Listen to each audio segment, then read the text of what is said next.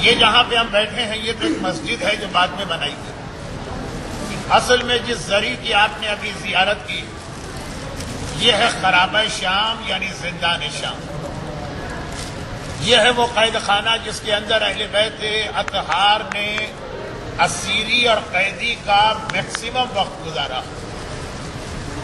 جیسا کہ میں نے بس میں بھی گزارش کی تھی اور 2 دفعہ اس کے بعد اور بتایا کہ اہل بیت اطہار شام میں ایک جگہ سے زیادہ قید رکھے گئے.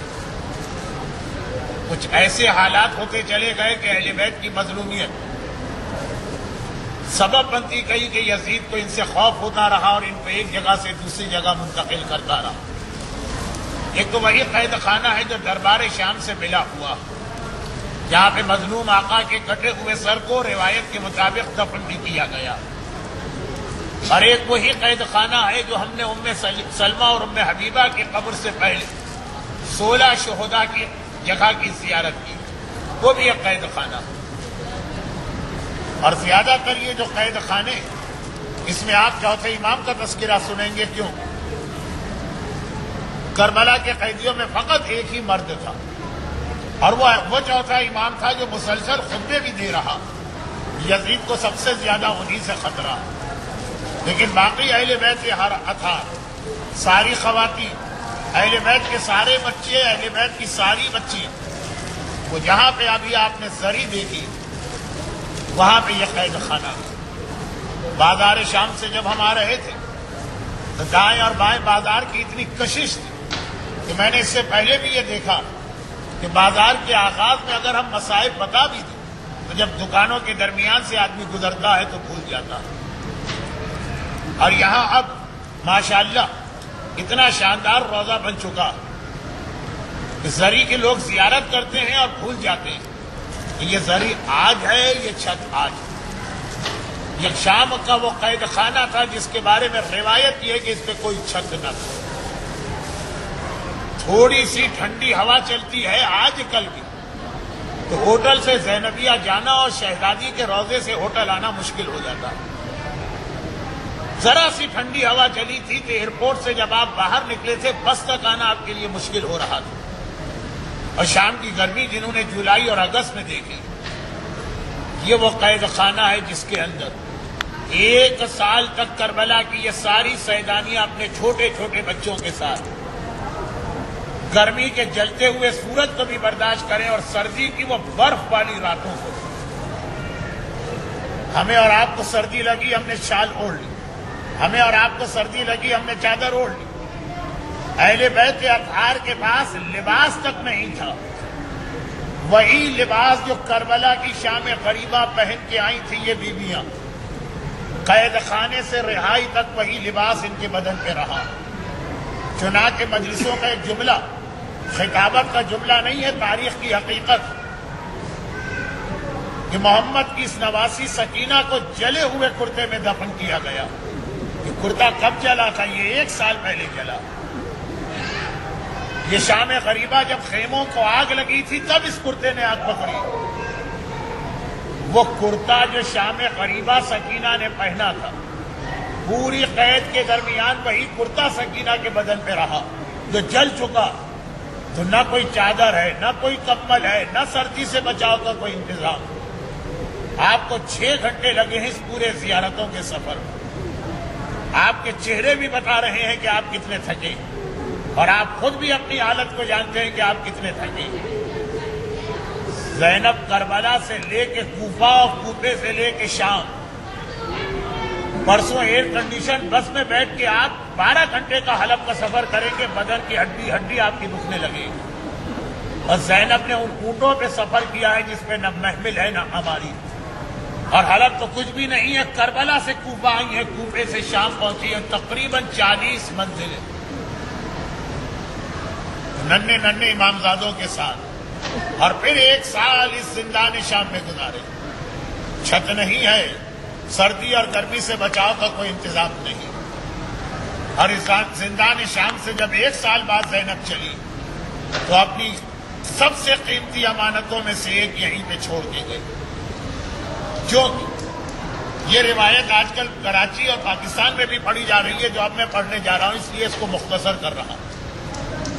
سید ابراہیم دمشقی کا مشہور و معروف واقعہ، ملا ہاشم خراسانی نے منتخب تواریخ میں بھی یہ واقعہ لکھا۔ آج سے تقریباً 150 سال پہلے اسی شام کے شہر دمشق کے اندر ایک انتہائی قابل احترام سید گھرانہ رہتا، سربراہ کا نام ہے ابراہیم، 3 اس کی بیٹیاں۔ ایک رات کو سب سے چھوٹی بیٹی نے خواب میں دیکھا کہ سکینہ آئی اور کہہ رہی ہے کہ میری قبر میں پانی بھر رہا ہے جس سے مجھے اذیت ہو رہی ہے، اس پانی سے میری میت کو بچاؤ۔ بچی نے صبح اٹھ کر اپنے باپ اور بڑی بہنوں اور خاندان والوں کو بتایا۔ سب کے ذہن میں خیال آیا کہ ننھی بچی، سارا سال اس گھر میں کربلا کے مصائب کا ذکر ہوتا رہتا، سارا سال سکینہ کی بات ہوتی ہے، وہی خیالات خواب بن کے آ گئے۔ اگلی رات کو اس کی دوسری بیٹی جو منجھلی بیٹی ہے، درمیانی، وہ خواب میں شہزادی سکینہ کو دیکھ رہی اور فریاد کے انداز میں دیکھ رہی ہے کہ میں نے ایک خواہش تم سے کی اور تم نے میری ایک خواہش نہیں مانی، میری قبر پانی سے بھر رہی، مجھے اذیت و تکلیف ہو رہی۔ اگلے صبح کو دوسری بیٹی نے اپنے بابا کو خواب سنائی، باپ ذرا چونکا، اور تیسری رات کو سب سے بڑی بچی یہ خواب دیکھ رہی، اور اب چوتھی صبح سید ابراہیم دمشقی نے یہ فیصلہ کیا کہ کسی طریقے سے اس زندان شام میں پہنچ کے اس قبر تک پہنچ کے دیکھنا ہے کہ ہو کیا رہا۔ یہ زندان شام اس زمانے میں چاروں طرف سے بند کر دیا گیا، کربلا کے واقعے کے 1100 سال بعد، اور ایک ایسا قفل لگا تھا جو صدیوں سے نہیں کھولا گیا، اس میں بھی زنگ لگ چکا ہے اور چابی میں۔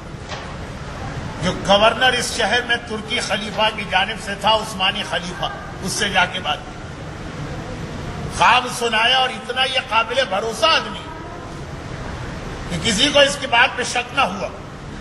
بزرگوں کو جمع کیا گیا، گورنر کے ساتھ یہ سب لوگ یہیں پہ آئے اس زندان شام میں، جو ایسا کچھ تھوڑی تھا، اور اب ایک بار یہ فیصلہ کیا گیا کہ زنگ لگا ہوا تالا اور زنگ لگی ہوئی چابی، جتنے بھی سادات قبیلے کے بڑے بزرگ وہ اسے کھولنے کی کوشش کریں، جس کے ہاتھ سے یہ کھل جائے گا خالی اس کو اندر جانے کی اجازت ہو۔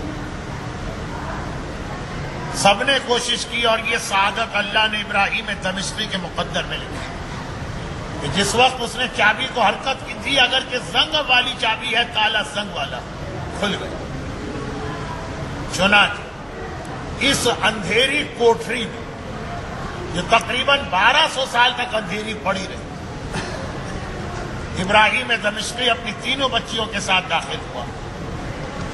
خود سید ہے، بزرگ ہے، لیکن ہمت نہیں ہو رہی، ڈرتے ڈرتے قبر کی مٹی کو ذرا سا ہٹاتا، اور اس کے بعد پہلا پتھر ہٹاتا، بچیوں سے کہتا ہے چھانک کے دیکھو، اور بچیاں گھبرا کے کہتی ہیں کہ واقعی اس قبر میں کوئی مردہ ہے، لیکن عجیب بات ہے کہ کفن نہیں ہے اس کے بدن میں، عام لباس کے اندر وہ اس کے موجود۔ ابراہیم دمشقی کے لیے اپنی چھوٹی بچی کا یہ جملہ کافی تھا۔ سکینہ کی پہلی پہچان یہ ہے کہ ہر مرنے والا اگر مسلمان ہے تو قبر میں کفن کے ساتھ جاتا، غریب سے غریب آدمی بھی ہو، پورا شہر جمع ہو کے کفن کا انتظام کرتا۔ وہ تو کائنات کے سردار کی پوتی تھی سکینہ، جس کے مقدر میں کفن تک نہ تھا۔ اپنی بڑی بچی سے کہتا ہے کہ جاؤ باقی پتھر ہٹا کے میت کو باہر نکال، اور بچی گھبرا کے کہتی ہے کہ بابا چاروں طرف یہاں پانی آ چکا، البتہ پانی رکا ہوا ہے اور کھڑا ہوا۔ سکینہ بار بار کہہ رہی ہے پانی مجھے اذیت دے رہا۔ پانی کا دیکھنا سکینہ کے لیے کتنی بڑی اذیت ہو۔ میرا ننھا علی اصغر پیاسا دنیا سے چلا گیا، سکینہ کے لیے اس وقت سب سے بڑا امتحان، سب سے بڑی اذیت پانی۔ میرا اکبر بھیا دنیا سے پیاسا چلا گیا، میرا بابا دنیا سے پیاسا چلا گیا، یہ پانی سکینہ کے کس کام کا؟ تینوں بچیوں نے اس شہزادی کی میت کو نکالا۔ ابراہیم دمشقی قبر میں اترتے، اور اب چاروں طرف سے قبر میں وہ انتظام کرتے ہیں کہ دوبارہ پانی نہ آنے پائے، اور پھر اس میت کو دوبارہ قبر میں رکھ کے قبر کو بند کیا گیا۔ اس وقت سے لے کر آج تک 150 سال تو مسلسل اس قبر اور اس روضے کی ہسٹری ٹریس ہو رہی ہے۔ ابراہیم دمشقی کا واقعہ جو پورا شہر گواہ، اور اس کے بعد سے مسلسل یہ قید خانہ اور قبر توجہ کا مرکز رہا۔ جب یہ واقعہ مکمل ہو گیا، ابراہیم دمشقی اپنی اس سعادت پہ خوشی کے عالم میں گھر آیا کہ اللہ اللہ، اہل بیت کے گھرانے کی یہ خدمت مجھ سے لی گئی، حسین کی چہیتی بیٹی کو میں نے اور میری بچیوں نے اذیت سے بچایا۔ گھر آ کے خوشی کے عالم میں یہ خدمت میں نے کی، دیکھتا ہے کہ پوری رات گزر گئی، بچیوں کو نیند نہیں آتی، گھبرا کے سوال کرتا ہے کہ یہ تو اللہ نے ہمیں ایک بہت بڑی سعادت بخشی، تمہاری حالت کیا ہے کہ تینوں جمع ہو رو رہے ہیں اور نیند نہیں آ رہی؟ کہا بابا، بڑی بچی نے کہا، جتنی دیر میں نے اس میت کو اپنی گود میں رکھا اور آپ قبر کو درست کر رہے تھے تو میری نگاہ پڑ رہی تھی بچی کے رخسار پہ اب تک تماچے کے نشان نظر آ رہے تھے، بچی کے کان اب تک مجھے زخمی نظر آ رہے تھے۔ اللہ اللہ، 1400 سال پہلے کی زخمی کانوں والی سکینہ آج بھی زری کے اندر زخمی کانوں کے ساتھ موجود ہے۔ اللہ اللہ، رخسار پہ تماچے کھانے والی سکینہ آج بھی زری کے اندر سکینہ کے زخمی رخسار، وہ سکینہ۔ یہ تاریخ کا واقعہ تھا، مصائب کا بیان نہیں تھا۔ وہ اب شروع کر کے آج کی مجلس اختتام تک پہنچاتا ہوں۔ اللہ اللہ، وہ سکینہ جو باپ کے لیے ایسا سکون کا سبب تھی کہ باپ نے اس کا نام فاطمہ بھلا دیا۔ جب کہا سکینہ کہا اس جملے کے ساتھ کہ جس گھر میں رباب و سکینہ نہ ہو وہاں میرا دل نہیں لگتا، تو باپ کے دل کو اتنا سکون پہنچائی کہ سکینہ کہلائی، اور 1 سال کی قید میں اتنا روئی کہ سارے شام والے اسے رقیہ کہنے لگے، رونے والی۔ کسی کو نہیں معلوم کہ یہ کون بچی ہے جو رو رہی ہے، ہر ایک بس ایک بات جانتا ہے، جب رات کو اپنے گھروں میں ہم جاتے ہیں اور سناٹے میں اس قید خانے سے ایک بچی کے رونے کی آواز آتی ہے، اور ایسا روتی ہے کہ رات شروع ہونے سے لے کے فجر کی نماز تک آدھی رات تک تو کم از کم روتی ہی روتی ہے۔ اتنا اس کا رونا ہے کہ یزید کی محل کی دیواروں کو یہ رونا ہلا رہا ہے۔ یزید بھی اس وقت تک سو نہیں پاتا ہے جب تک کہ سکینہ کا رونا چلتا، آدھی رات تک سکینہ روتی ہے، پھر زینب سکینہ کو سلا دیتی۔ ماہ مبارک کے سفر کی ایک ایسی ہی رات ہے، اسی زری کی جگہ ہی پر تو سکینہ لیٹتی تھی روز، ہر رات آدھی رات تک سکینہ رو رہی ہے۔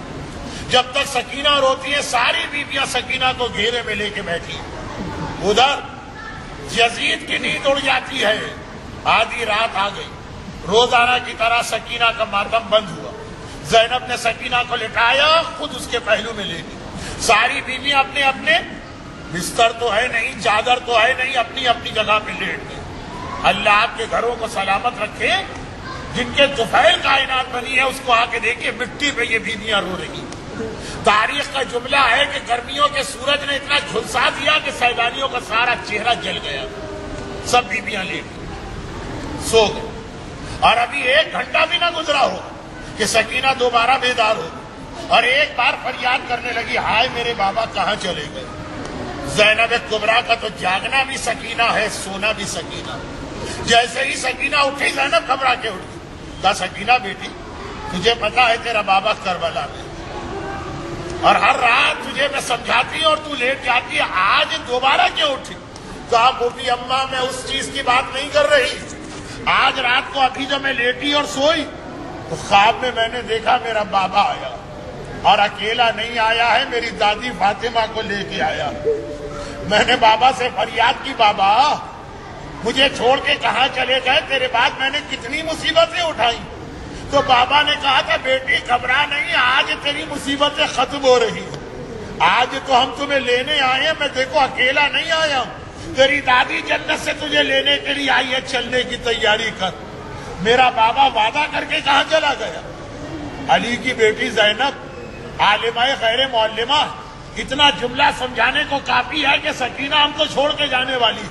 گھبرا کے آواز دی کلثوم، رقیہ، رباب، کبرار، لیلا، ذرا جلدی جاگو، سنو میری بچی کیا کہہ رہی ہے.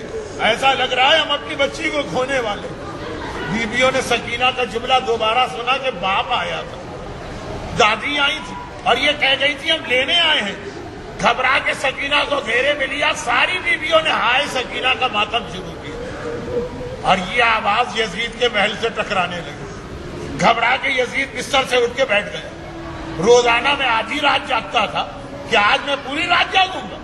غلاموں اور کنیزوں کو بلایا اور کہا جو چند گھنٹے مجھے نیند ملتی ہے کہ آج وہ بھی نہیں ملے گی، جاؤ جا کر اس بچی کو خاموش کراؤ. غلاموں نے ہاتھ جوڑ دی، کنیزوں نے ہاتھ جوڑ دی. دنیا کا ہر کام ہم کر سکتے، بچی کو خاموش نہیں کرا سکتے. کیسے خاموش کرا؟